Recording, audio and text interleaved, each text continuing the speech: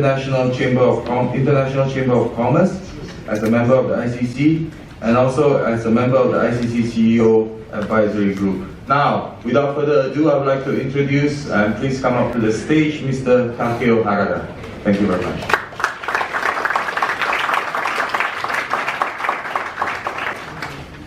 Good morning. Ladies and gentlemen, it is a very great honor for me to be allowed to deliver this speech entitled Mobilizing for the Global Goals. I very appreciate you invite me to such a historical event as a keynote speaker. My name is, as introduced, Takeo HARADA. I'm CEO and a representative of my own think tank and global consulting firm called Institute for International Strategy and Information Analysis, IISIA, which is located in Tokyo. First of all, let me introduce myself and my career so far very briefly. In 1993, I joined the Japanese diplomatic service as a career diplomat. My professional foreign language in the ministry was German language, Deutsch, and I was intensively educated to serve as a consecutive interpreter for VIPs, such as His Majesty Emperor of Japan Akihito, His Highness Prince Akishino, and the Prime Minister of Japan as well, from German to Japanese. Besides that, I was in charge of some significant issues related to Japan's diplomacy, like DPRK issues.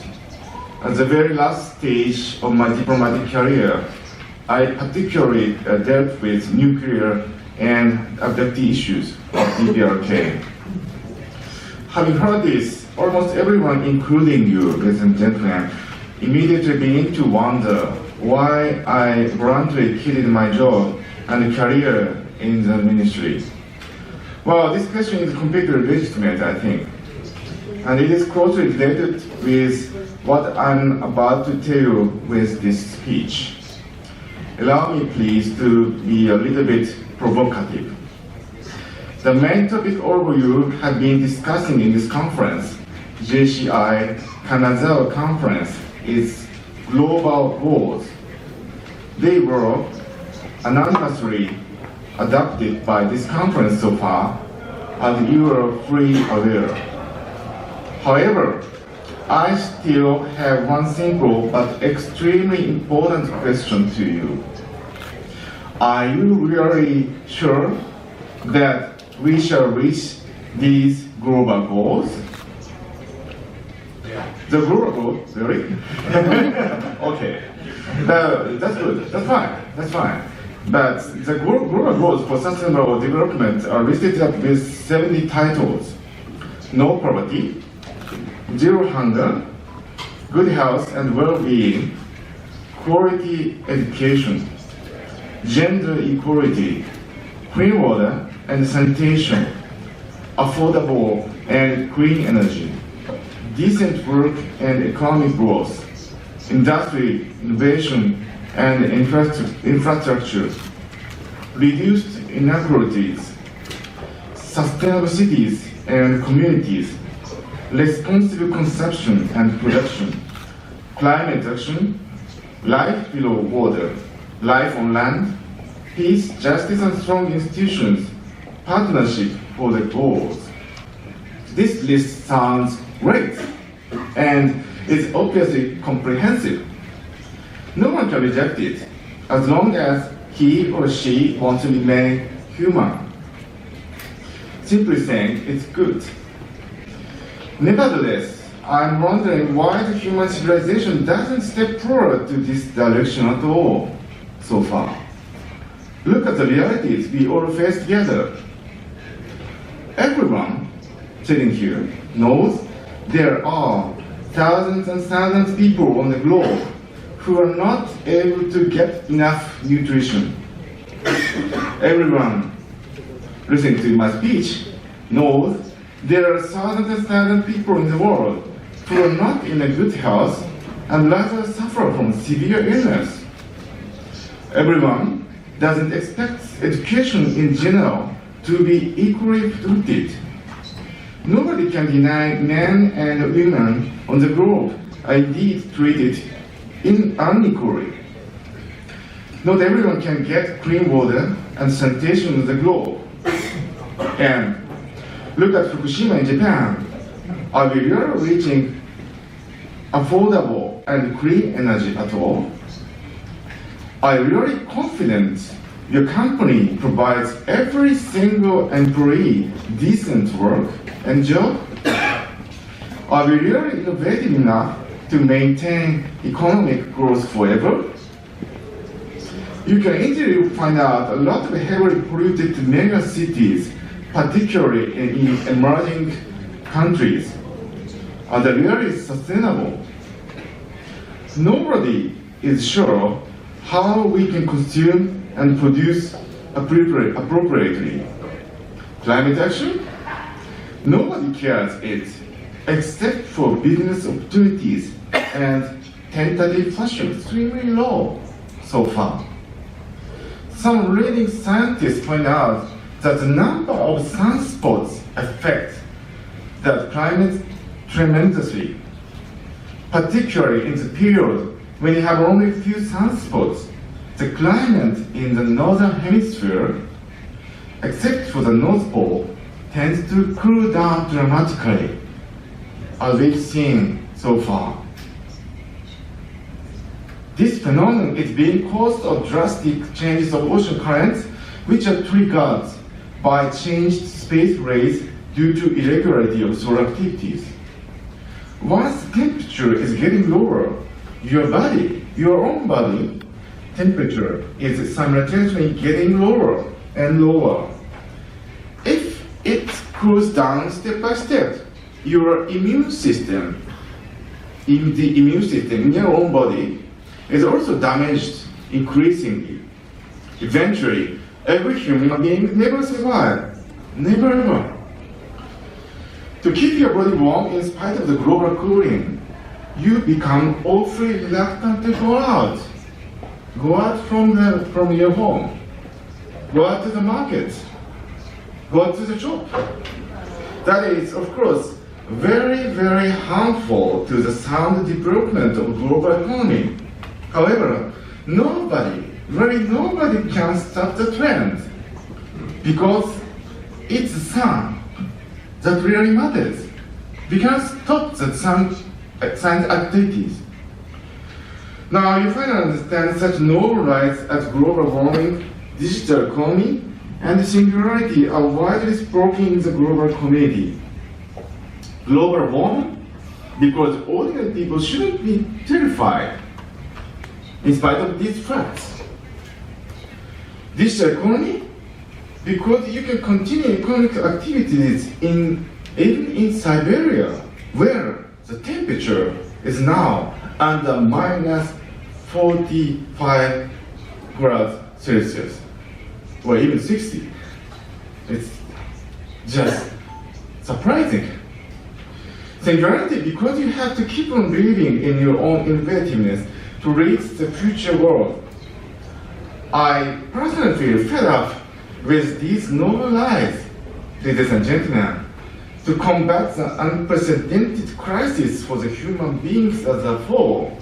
We all shall get to know the realities as we shown here, and facts we are now facing globally while anticipating the very near future. Don't miss compassion to each other. Don't forget the future generation. Only to do so, we are urged to remind ourselves of our goals for sustainable development. Ladies and gentlemen, it's not the specific interest of our own economy and company, but collective wisdom of the human beings as a whole that really matters now.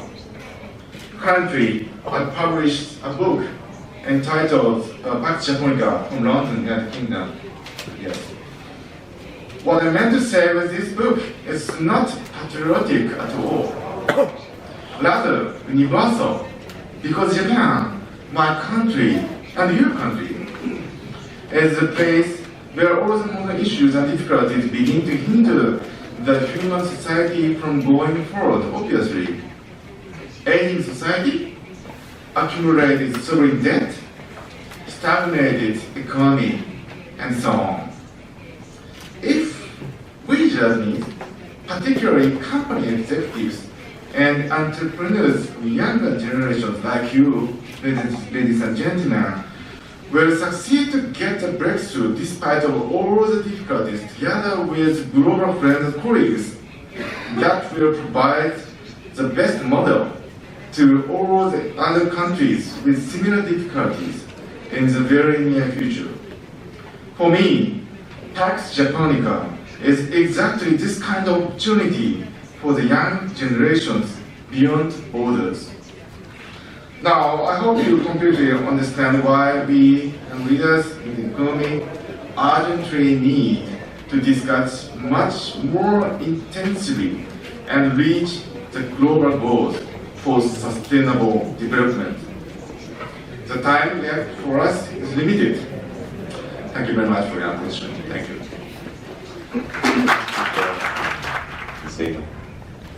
Please, thank you. Yeah, you start with Harada. Shall we go? Good morning. Good morning. My name is Takeo HARADA, and I'm the CEO and the representative of International Strategy and Information Analysis, which is totally independent think tank and global consultancy agency located in Tokyo. Actually, I was a career diplomat until 2005. And at the very last stage of my diplomatic career, I dealt with North Korean affairs. But besides that, yesterday I was a little bit provocative. I'm sorry. but today, I want to show up in my own think tank commits itself very, very enthusiastically to SDGs. Yeah. As I said, I was a mere bureaucrat, and that means I had to build up my own think tank, my private company from scratch, and I needed nobody. I mean, the external assistance in both economically and politically even. But anyway, from scratch, I built up my own think tank and private company as well. And but from the very beginning of my career as a CEO and entrepreneur, I focused on some significant issues which was included in SDGs. For example, good health. My think tank is committed itself very enthusiastically to support a brand new type of supplement against dementia. That means Alzheimer's disease. You know, polio or some other infectious diseases in emerging countries are very important, should be combated, of course.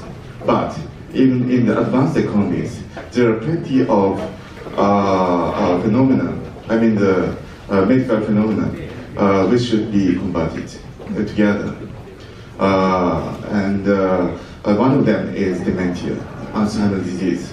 The number of the dementia, I mean the Alzheimer's disease patients are increasing and increasing, particularly in Japan and also in the United States and the European countries, followed by other countries, including your own countries. But there is no single solution, best solution for dementia so far. I mean that there is no medicine, no best medicine to combat against dementia. So we are now collaborating with Medical Institute, which is located in Utsunomiya, in Tochigi Prefecture, in another part of the Kanto region, in Japan, and which is now developing very, how can I say, very effective brand new supplement. against dementia, which is very cheap and very effective against all those who are suffering from dementia. One of them is that, and the second thing is our think tank has female majority. That means, in the aging society, such as in Japanese society, it's very hard to get sufficient labor force, particularly to the SMEs. One of them is my own think tank.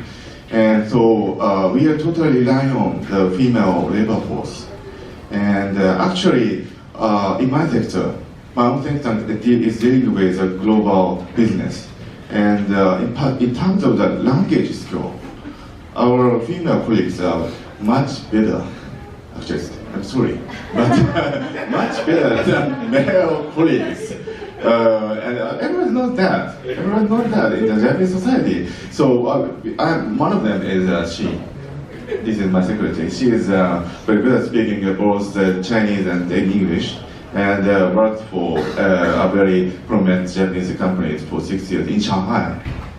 In Shanghai, not in Japan. But anyway, one of them is she, and I am very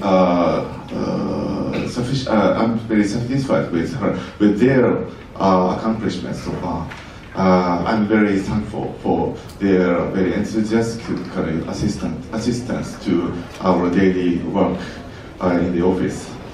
And the third thing is renewable energy and innovation in infrastructure. In terms of the Japanese economy, one of the biggest issues we should combat together is Fukushima issue.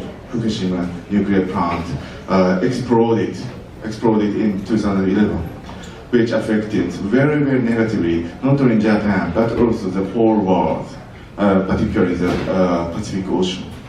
So we should tackle this issue jointly, and our think tank has been enthusiastically supporting some venture companies which are now developing brilliant technology to, for example, in order to dismantle the nuclear plant in Fukushima, and also to make all the nuclear materials which was dispersed from the nuclear plant in Fukushima not harmful at all. So, of course, we need some political power to get a breakthrough eventually in the Japanese political scene. But anyway, our think tank is committed to such a endeavor to make the world much more flourishing and much more peaceful. Thank you. Thank you very much, Harada.